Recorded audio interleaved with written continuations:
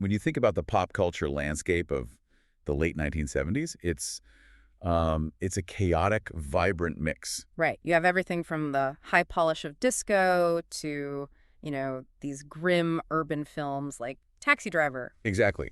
Yet if you try to pinpoint one piece of media that defined that era while looking backward, celebrating high school dances, greasers, and singing about summer romance, one title just stands alone. Grease. Grease. 47 years later, this 1978 musical romantic comedy isn't just a beloved movie. It is, well, it's an enduring, almost unbelievable monument of cultural and financial power. It really is. And we aren't here today to simply walk you through the plot of Danny and Sandy. We're here to understand the mechanisms behind its success. That is precisely our mission. We've collected a stack of fantastic source material today, a collection of facts, anecdotes, and critical analyses that transforms a familiar viewing experience into a truly fascinating case study. So what's the objective here? Our objective is clear.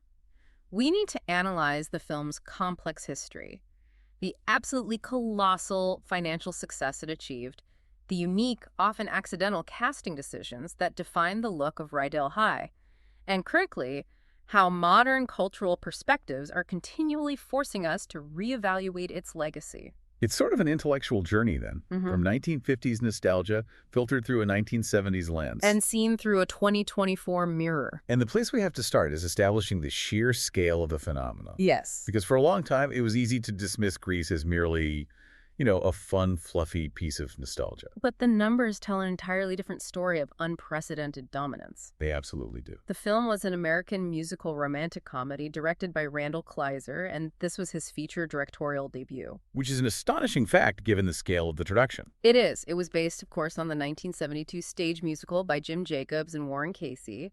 But when it hit the screens, it just exploded. Let's talk numbers. Okay, consider the contrast. The production budget was a modest $6 million. To put that $6 million budget into context for you, that was a manageable, sort of medium-sized feature budget for 1978. Right.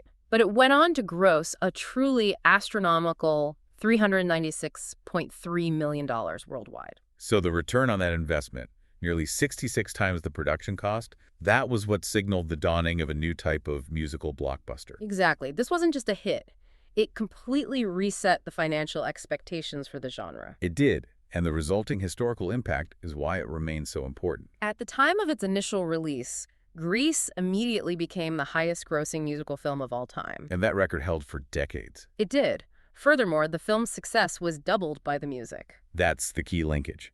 The soundtrack album closed out 1978 as the second best-selling album of the entire year in the United States. And the only thing, the single product that managed to beat the Grease soundtrack. The soundtrack for Saturday Night Fever. Which means that in 1978, the two best-selling albums in the U.S. were anchored by John Travolta. That is a level of industry domination that is almost impossible to imagine in today's fragmented media landscape. It speaks to the absolute star power Travolta possessed at that moment and the strength of the Robert Stigwood organization, which packaged these projects. And beyond the commercial metrics, which were impressive enough, the film achieved ultimate cultural validation. It really did. In 2020, Grease was selected for preservation in the United States National Film Registry by the Library of Congress. And that designation is reserved for works considered. What's the phrasing? Culturally, historically, or aesthetically significant. It elevates this high school dance story to the level of classic American cinema. A staggering validation. It is. Okay, let's unpack the first segment of our discussion. The surprising history and crafting of the film, focusing on the production process and the what-if moments that define the final cast. Sounds good. We mentioned Randall Kleiser, the director, was making his feature debut. He had immense pressure on him, but he also took some real creative liberties with the original stage material. He did. He shifted the entire environment of the story. He fundamentally altered the film's DNA in one key regard: location. Right. The original stage musical was much grittier.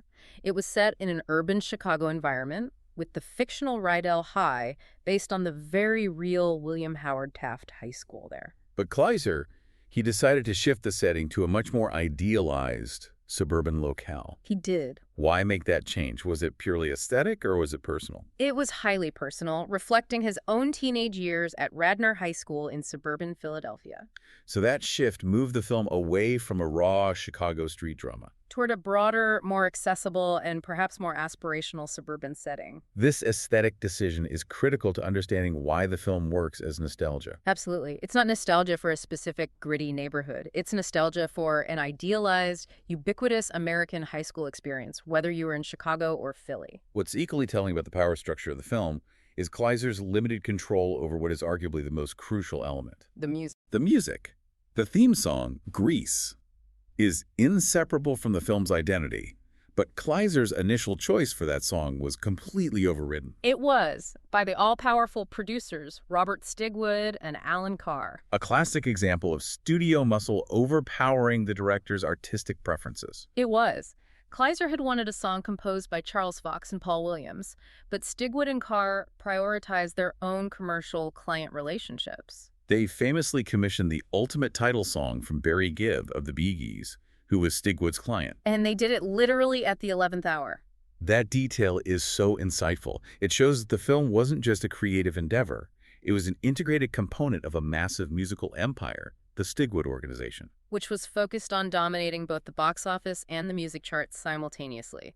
That song decision was purely commercial leverage. Precisely. And that same leverage secured the leading man. Let's move to John Travolta as Danny Zuko. His casting wasn't just a selection, it was a foregone conclusion based on contractual obligations. Right. Travolta had just achieved stratospheric success in Saturday Night Fever. So his appearance in Grease was secured because he was part of a 3-picture deal with Robert Stigwood. This meant the film inherited a global superstar, ensuring its immediate commercial viability before a single scene was even shot. And here's a beautiful historical loop for Travolta. While he was the biggest star in the world, ready to play Danny Zuko, he was actually intimately familiar with the material. Oh, how so? Years earlier, he had played Duty, one of the T-Birds, in a touring production of the stage version of Grease. So he knew the rhythms in the world of Rydell High long before he played its leader. Exactly. But the casting choice that truly defines the what-if conversation in Hollywood history has to be the one who passed. Henry Winkler. Of course. Fonzie. Winkler, Arthur Fonzie, Fonzarelli on Happy Days, the quintessential greaser character of 1970s television. He was offered the role of Danny Zuko. And his reasoning for turning it down was rooted in a profound fear of being typecast. That's right. He felt Fonzie had already cemented him as the greaser archetype, and he worried that playing Danny Zuko would irrevocably pigeonhole him. It's a decision he later openly regretted. It is. It speaks volumes about the challenges actors faced in the transition from television to film in that era. He was trying to diversify his profile. Yeah. And he sacrificed what would become one of the biggest films of all time to avoid the greaser label. A painful irony. And then you have the casting of Sandy Olsen, which came down to pure chance and significant negotiation. Producer Alan Carr selected Olivia Newton-John after a serendipitous encounter at a soiree hosted by singer Helen Reddy. That's the story. What's interesting is the list of women who were almost Sandy, because it shows the producers were aiming for a specific blend of singing ability and fresh cinematic star power. They considered Carrie Fisher, who was riding the monumental wave of Star Wars at the time. But they rejected her. Why? Because they weren't sure she could sing. Other major contenders included Anne Margaret, Deborah Raffin, and Susan DeHare. And perhaps the most famous close call was Marie Osmond. Why did Marie Osmond walk away? She certainly had the musical chops and the clean image that Sandy embodies at the start of the film. She walked away because she realized the extent of Sandy's transformation into a leather-clad rebel in the final act. So that final scene was just too much for her. For Osmond, who was highly focused on maintaining a very specific, wholesome public image, that transformation was simply too much for her comfort level. She was unwilling to make that shift. Which tells you how radical Sandy's ending identity change was considered at the time. Right. So enter Olivia Newton-John. She was 28 years old at the time. Which she was deeply concerned about, worrying she was too old to convincingly play a high school student. And she also had very limited acting experience, which led her to request a screen test before she would accept the part. And she used that apprehension and her growing musical reputation to gain substantial leverage in the negotiations. She did. She agreed to a reduced asking price, But in exchange, she secured star billing and, crucially, the right to rewrite the script regarding Sandy's background. This resulted in two significant changes. First, Sandy became an Australian immigrant, which meant Newton-John didn't have to struggle with an American accent. Yeah, second. The character was made much less passive overall. She demanded agency. That's a profound detail. It's not just about her background. It's about her asserting control over the character's narrative trajectory. Making her a more active participant in the story from the start. And if you look at the aftermath of the film, there's a fantastic case of life imitating art that goes beyond the screen. Following Sandy's radical transformation at the end of the film, Olivia Newton-John's very next album was called Totally Hot. That album was a total departure for her. It was. It featured a much more sexualized, pop-oriented approach, moving away from her country pop roots. And she appeared on the album cover in similar all-leather attire and teased hair. That directly mirrored Sandy's iconic climactic look. The film didn't just transform Sandy Olsen, it gave Olivia Newton-John a new, immensely successful career phase. Moving on to another key Pink lady, Stockard Channing as Rizzo. Her age presented an even greater challenge than Newton-John's. It did, and the director had to implement very specific techniques to maintain the illusion of youth. Channing was 33 when filming started, making her the oldest cast member playing a student. The sources reveal that director Randall Kleiser was so concerned about the age difference being visible on screen, he implemented what the cast referred to as a crow's feet test for close-ups. Tell us more about what that entailed. Essentially, the cinematographer, Bill Butler, was instructed to use extremely soft focus or specific lighting on the faces of the older actors during close-ups. The goal was to blur or soften any lines or signs of age that might break the illusion that these 30-somethings were teenagers. Exactly. This detail speaks to the lengths the production went to preserve the film's fantasy world. And Channing's contribution went beyond just looking the part. She had to fight for one of the most serious and complex musical moments in the entire film. She did. Stockard Channing successfully lobbied to keep her key ballad, "There Are Worse Things I Could Do," in the score. And she did that over significant objections from producer Alan Carr. Right. This song is crucial because it gives Rizzo a moment of deep vulnerability, addressing her fears of being judged and dismissed. But Carr, focused on the film being a lighthearted romp, found the song too serious. Too dark, maybe too challenging for the audience.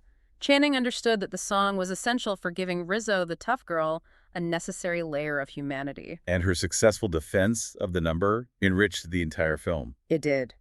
Turning our attention now to the adult and supporting roles. The casting here is littered with incredibly famous near misses and fascinating replacements. Let's start with the iconic teen angel, played by Frankie Avalon. The initial ambition for that role was incredible. The sources confirm that Elvis Presley was seriously considered for the role of the teen angel. But tragically, he died before production could commence.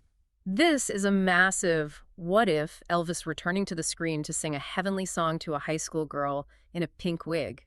Donny Osmond was also considered, as was Frankie Valli. Frankie Valli, who, of course, ended up singing the title theme song. Exactly. Valli was presented with a choice. He could either appear as the teen angel, or he could sing the theme song Grease, written by Barry Gibb. And Valli chose the theme song. He believed that commercially it was the stronger piece of music and more likely to be a massive hit. A decision that was clearly correct. It was, and Valli noted later that both he and Frankie Avalon ultimately benefited from this arrangement. Avalon's appearance as the teen angel, a nod to his 1950s teen idol status, revived his career on the nostalgia circuit. It confirmed the film's role as a major retro vehicle. And speaking of replacements, let's discuss Coach Calhoun. Played by Sid Caesar, a massive veteran of 1950s television comedy. But he was a very late replacement for an actor whose background caused a major panic among the executives. Adult film star Harry Reams. That is a stunning case of casting ambition and corporate fear colliding. What was the executive concern? Paramount executives vetoed Reams's casting for purely financial reasons. They were concerned that Reams's well-known reputation as a porn star would severely hinder box office returns. Specifically in conservative regions like the southern United States. Right.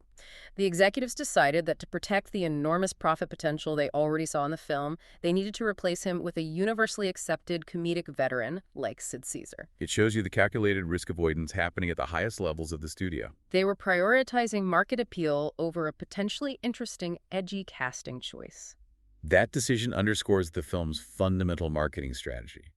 It had to appeal broadly to a family audience, despite some of its more risque themes. And the casting trend also brought in a slew of other 1950s television veterans: Eve Arden, Joan Blondell, Ed Burns, Alice Ghostley, and Dodie Goodman, further cementing that deliberate nostalgic connection. And we must loop back to Jeff Conaway, who played Kenneke. He was an experienced Broadway Danny Zuko, but he experienced the sharp end of the leverage dynamic we discussed earlier when it came to one of the film's most famous numbers. Re-Slayton. Exactly. Conaway, as Kenneke, was originally supposed to perform that song, as he did on stage. The song belongs to Kenneke, the car enthusiast. It does.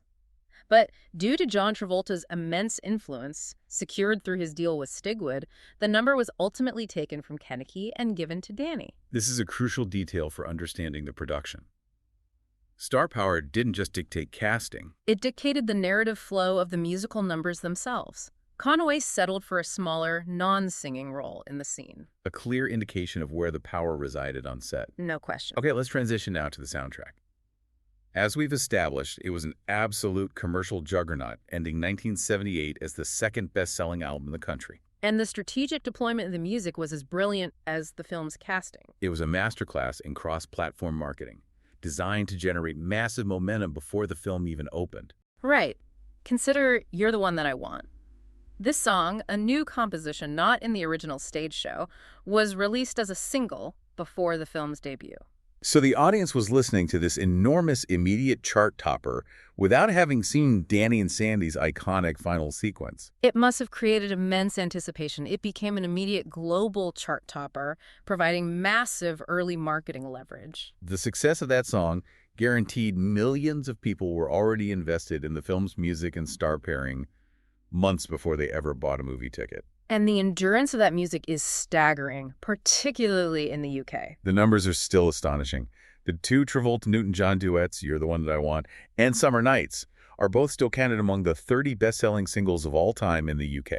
We're talking number 5 and number 28, respectively, as of the 2018 metrics. That is sustained multi-generational purchasing power. It truly is. And the Frankie Valli title track, Grease, achieved #1 status, securing Valli's choice to sing over acting. And we can't forget the original ballad added specifically for Olivia Newton-John, Hopelessly Devoted to You, which achieved immense critical acclaim, earning a nomination for an Academy Award for Best Original Song.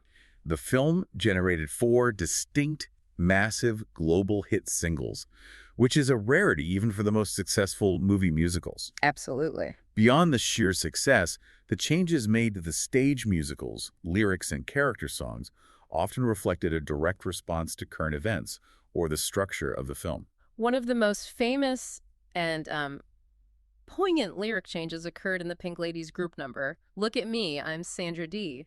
In the original stage version, Rizzo's cynical line refers to the actor Sal Mineo. Right. However, Mineo had been murdered a year prior to filming commencing. So the line was altered for sensitivity and relevance. Yes. The line was changed to refer to Elvis Presley instead, who was at the time still alive but already deeply established as a historical figure of the 1950s era.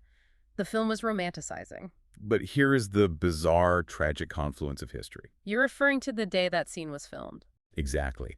The filming of that specific scene, along with the scene immediately preceding it and the scene immediately following it, all took place on August 16th, 1977. That was the date of Elvis Presley's sudden death. The film had just recorded a line about Elvis, only for the world to discover that very day that he was gone. It's an unplanned intersection between a major pop culture tragedy and a cinematic production relying on that very culture. That detail adds an accidental layer of solemnity to what is supposed to be a fun, frivolous moment. It really does. We discussed earlier how Greased Lightnin' was controversially taken from Kenneke and given to Danny.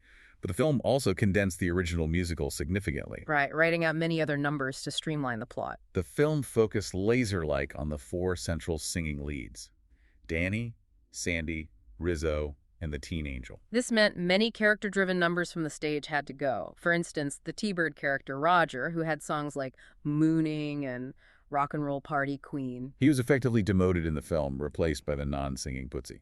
Right. And Marty Maraschino's song, Freddie My Love, was also cut from the film's visual narrative, though it did remain on the soundtrack album. So this centralization of musical power, focusing the songs on the leads, who also happened to be the biggest commercial draws. That was another deliberate choice. A choice to maximize the film's appeal as a soundtrack vehicle. The stage version was much more of an ensemble piece. But the film was tailored to its stars. It's a transition from a theatrical narrative structure to a cinematic star vehicle, and the enormous commercial returns validate that strategy completely. Let's shift our focus to the physical production itself, the behind-the-scenes world of locations, editing, and corporate battles over brand visibility. The physical geography of Rybell High is fascinating because, despite the seamless look of the film, it's completely scattered across the Los Angeles area. It required massive logistical coordination to stitch together what looks like a single campus and neighborhood. It did. Where did we actually see Danny and Sandy meet in the opening scene?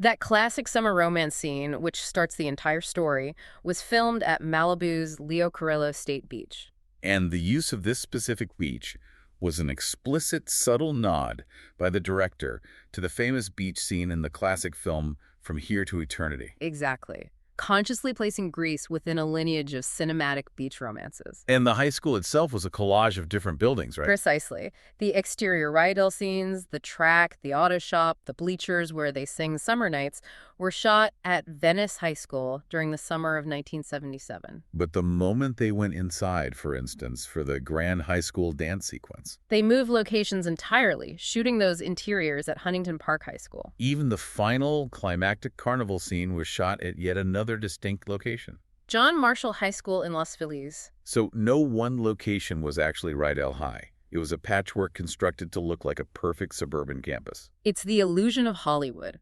Meanwhile, key studio-bound musical numbers that required elaborate sets or specific controlled environments, Like the Frosty Palace, the Greased Lightning number. and the ethereal Beauty School Dropout were all filmed on the Paramount studio lot.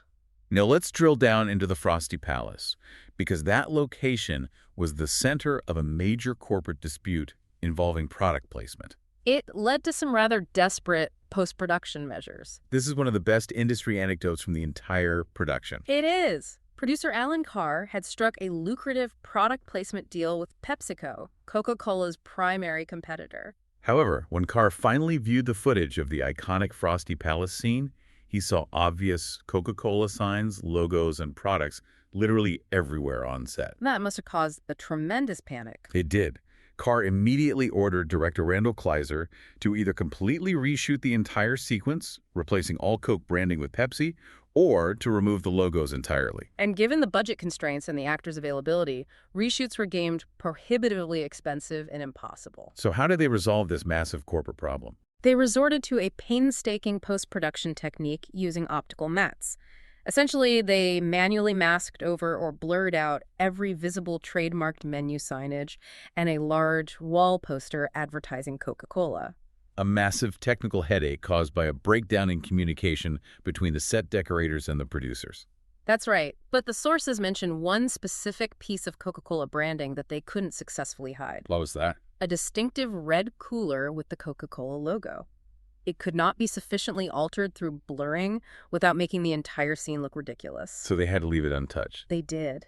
Kleiser later recalled that they simply hoped Pepsi would overlook that single item, which, thankfully for Paramount, they did. It's a physical testament to the early chaos of integrating corporate sponsorships into film. It is.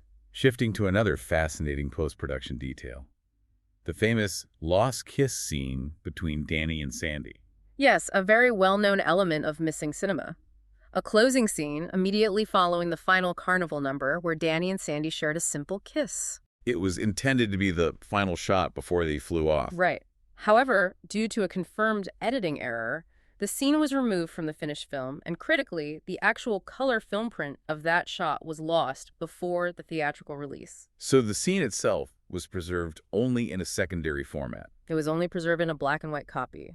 Director Kleiser was very disappointed with the initial attempts to colorize this footage for the film's major 1998 re-release. He felt it didn't match the original print quality, so it wasn't reinserted. Correct. However, the black and white footage was included as an extra feature on the 40th anniversary home video release. And Kleiser has expressed an ongoing desire and hope that technology will allow for effective, high-quality colorization. By the time the film's 50th anniversary arrives in 2028, finally allowing the film to be seen as he originally intended.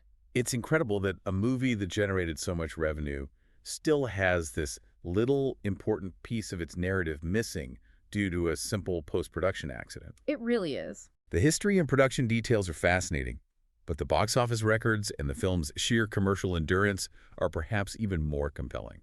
The film's initial dominance upon its release in June 1978 signaled a shift in how musicals were perceived by Hollywood. It was an immediate, overwhelming blockbuster, even though it didn't open at #1. Right, it was second right behind Jaws 2, but it quickly took over the box office conversation. Within its first 19 days, it set an incredible record gross of over $40 million. That was astronomical for the time and showed that the audience was hungry for this kind of fun, energetic escapism. And it continued to break institutional records for Paramount Pictures, competing directly with some of the most critically acclaimed dramas of the decade. During a 1979 reissue, Grease actually overtook Francis Ford Coppola's The Godfather to become Paramount Pictures' highest-grossing film up to that point. Think about the cultural weight of that. A lighthearted musical knocking off a monumental cinematic epic. It underscores that Grease was far more than just a passing fad. It was a financial powerhouse. It finished 1978 as the highest-grossing film of the year overall. And its global performance set a nearly unbreakable benchmark for the genre. It did. Grease held the record for the highest-grossing live-action musical globally until 2012. When it was finally surpassed by Les Miserables. And it held the domestic U.S. title until 2017. When Disney's live-action remake of Beauty and the Beast took the crown. Even today, discounting inflation, Grease remains the 7th highest-grossing live-action musical worldwide. That enduring ranking is a testament to its initial explosive appeal. What's equally significant is how the film sustains its revenue stream, which isn't just reliant on that initial 1978 run. Right. Paramount has learned that Grease is a repeatable commercial product through continuous reissues. They realized very quickly that this film was a source of guaranteed revenue. It was re-released in 1979. Again in 1998 for its 20th anniversary. That single 1998 re-release grossed an additional $28 million domestically. And again for its 40th anniversary in 2018. The film has the unique ability to draw new generations of viewers while maintaining the loyalty of the original audience. And we saw this commercial power pivot into a cultural tribute very recently, following the tragic passing of Olivia Newton-John in 2022. It became an instrument of memorial. In August 2022, following her death from breast cancer, AMC Theaters reissued the film in select locations, but with a charitable mandate. They announced they would donate $1 per ticket sold directly to breast cancer research. And Merlin Cinemas in the UK followed suit, partnering with Macmillan Cancer Support. This demonstrates how the film has transcended its commercial origins to become a vehicle for collective memory and positive social action. A beautiful transition from pure entertainment product to a living tribute. And for the audience at home, accessibility has never been an issue, ensuring the continuous stream of cultural relevance. Absolutely. The film was first released on VHS back in 1979, keeping it constantly available in the home. This continued all the way up through its 4K Ultra HD Blu-ray release for the 40th anniversary in 2018. Grease has never been allowed to go out of print or fade from public view, which is a major reason why it continues to command such high revenue in cultural space. Now we arrive at one of the most intellectually compelling aspects of this phenomenon. Its initial, surprisingly mixed critical reception, followed by its ultimate canonical placement and the intense cultural reassessment it faces today. The initial disparity between critic and audience enthusiasm is truly telling. It is. Despite the box office explosion, the film maintains a modest 65% approval rating on Rotten Tomatoes today, with a 70 out of 100 on Metacritic. So critics were very clearly divided on the film's quality and intent. Very divided. The positive reviews focused on the film's energy and fun. Vincent Canby of the New York Times, for example, called it terrific fun. He described it as a multi-million-dollar evocation of 1950s B-picture quickies, suggesting it succeeded precisely because it was celebrating a low-budget, high-energy style. Gene Siskel was another prominent admirer, specifically highlighting the strength of the musical numbers. He noted that 4 of the songs were genuine showstoppers that, in his opinion, deserved applause. And the audience was clearly in agreement with this perspective. Grease was pure, exhilarating fun. But the negative critiques were blistering, and they went right to the heart of the film's aesthetic and thematic purpose. Charles Champlin of the Los Angeles Times was highly critical, calling the movie strident, cluttered, uninvolving and unattractive.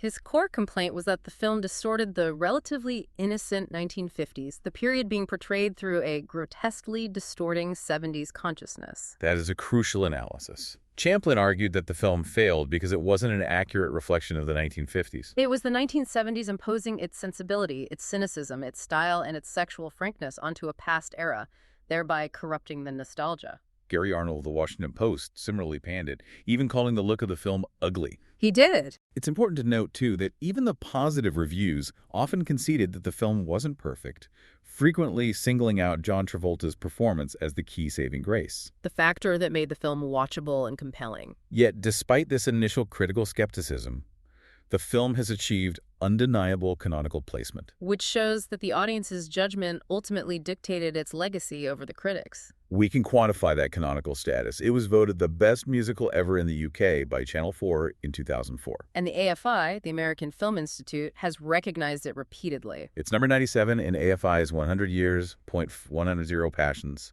number 20 in AFI's Greatest Movie Musicals. And Summer Nights is listed at number 70 in AFI's 100 Years, .100 Songs. This means that a generation later, the film is seen as one of the great American musicals. This is where the story gets really interesting for today's learner because the film's cultural effect continues to evolve. The modern lens is prompting a comprehensive critical reassessment of the film's content, focusing on elements that are now viewed as discriminatory or problematic through the ethical framework of the 21st century. And the primary focus of this modern critique seems to revolve around themes of gender identity, sexism, and sexual behavior. Absolutely. The strongest criticism is leveled against the film's ending, specifically Sandy's transformation.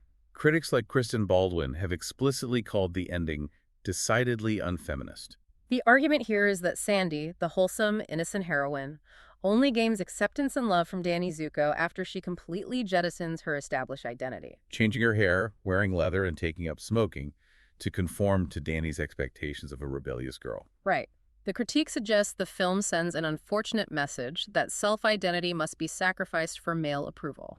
That critique hinges on the idea that the film's climax is not about mutual growth, but about capitulation by the female lead. Precisely. And this discourse reached a fever pitch in 2020 following a showing of the film on the BBC. Which drew renewed and extensive complaints from viewers about specific scenes and lyrics being described as rapey and sexist. It did. It's vital we report impartially on the nature of these complaints, so the listener understands the substance of the modern debate. Okay. So, critics and viewers cited several moments. In terms of lyrics, the controversy focuses on the song Summer Nights. Particularly the line Danny sings, "Did she put up a fight?" when describing his attempts to get fresh with Sandy. In the context of the modern Me Too era, that lyric is viewed by many as trivializing a lack of consent. Furthermore, critics point to the scene at the drive-in theater. Yes, where Danny attempts to become physically intimate with Sandy, and when she resists and asks him to stop, he becomes angry. And throws a milkshake at her before driving off and leaving her alone. That scene, specifically, is often cited as a demonstration of toxic male entitlement and emotional manipulation, which is a key part of the modern critique. It is. Viewers have also pointed to Kenicki's casual attitude toward Rizzo's pregnancy scare. And the general objectification of women throughout the T-Birds' interactions. Bryn Gelbart summed up this view by stating that the film preaches an unfortunate message and hasn't aged well under scrutiny. However, this critique has also generated a strong counter-argument, with some analysts defending the film by arguing that it is being unfairly judged by standards that did not exist in 1978 or even in the 1950s it portrays. Joe Hildebrand, for example, defended the film by arguing that the film itself is not sexist or offensive. Instead, he argued, its characters say and do horrible sexist and offensive things, reflecting the reality that they are a lot like, well, people.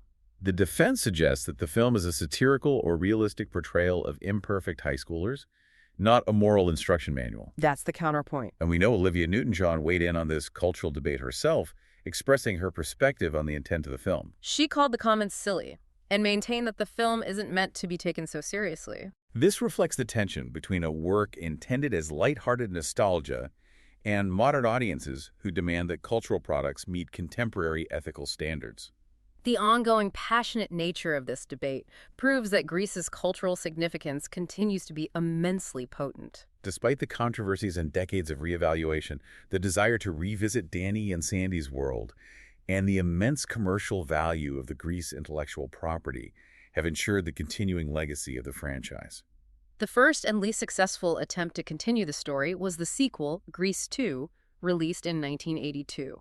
This film shifted focus to a new set of high school students, starring Maxwell Caulfield and a very young Shel Pfeiffer. Right, her first major role. And when Patricia Birch, the original film's choreographer, directed it, few of the original T-Birds or Pink Ladies reprised their roles. Though several Rydell High staff members did return. They did, but the sequel failed to capture the magic or the financial success of the original. And it was widely criticized, even by the original creators. It was.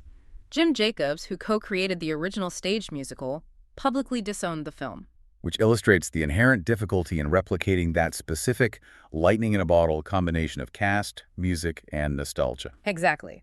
The 1978 version was a smash hit that was very hard to follow. However, the world of Grease has found continued relevance on the small screen, showing that the setting and themes still resonate globally. We've seen international adaptations, such as Somos Tuyo in Venezuela in 2009, a series that explored and expanded the characters and story locally. And more notably, Fox aired Grease Live in 2016. A massive live television special that combined elements from both the 1978 film and the original Broadway show, attempting to create a comprehensive version of the material. And that adaptation was critically and commercially successful. Immensely so.